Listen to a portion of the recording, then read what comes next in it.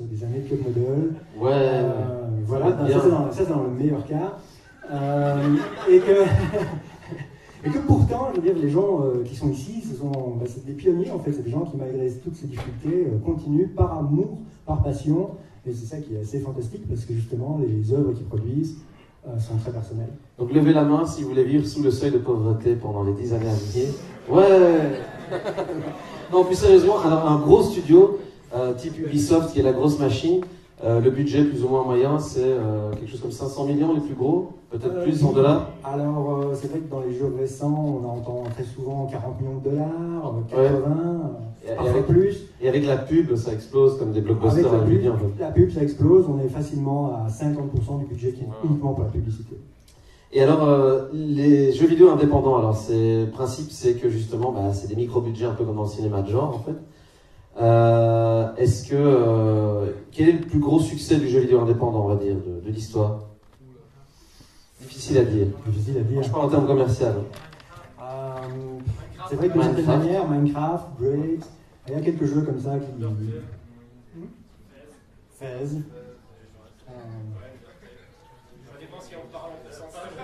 Ça dépend ce qu'on veut représenter en fait. C'est vrai que financièrement, Minecraft est imbattable.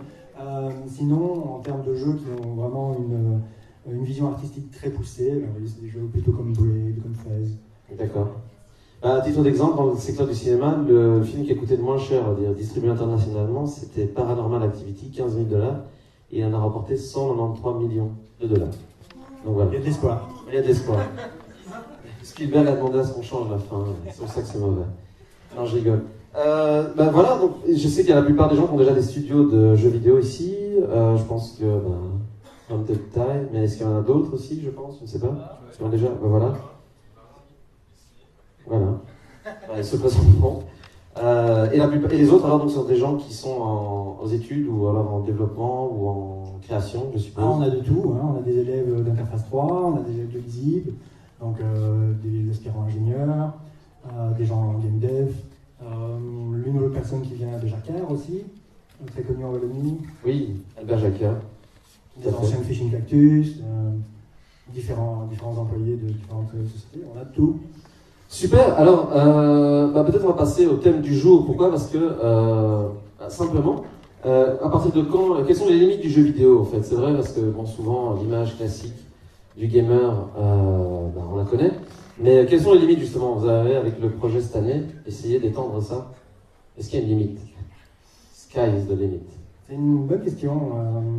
Je pense qu'en effet, le grand avantage ça n'engage que moi, le grand avantage d'un projet personnel comme ça, d'un projet type 1D, c'est qu'il est, comme c'est une petite équipe, c'est un travail très personnel, très artistique, très, très revendiqué, fait avec les tripes.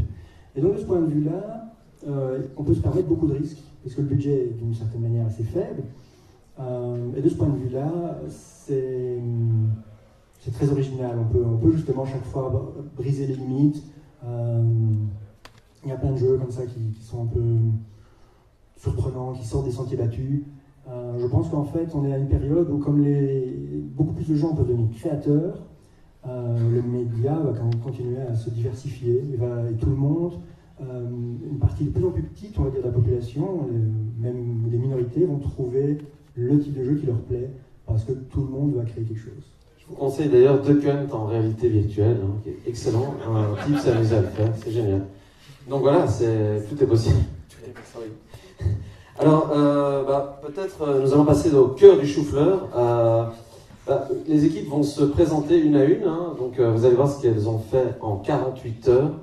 Et on va peut-être appeler la première équipe, qui est Stranger Movies. Vous pouvez venir, Stranger Movies. Ils ont même fait une présentation. Wow.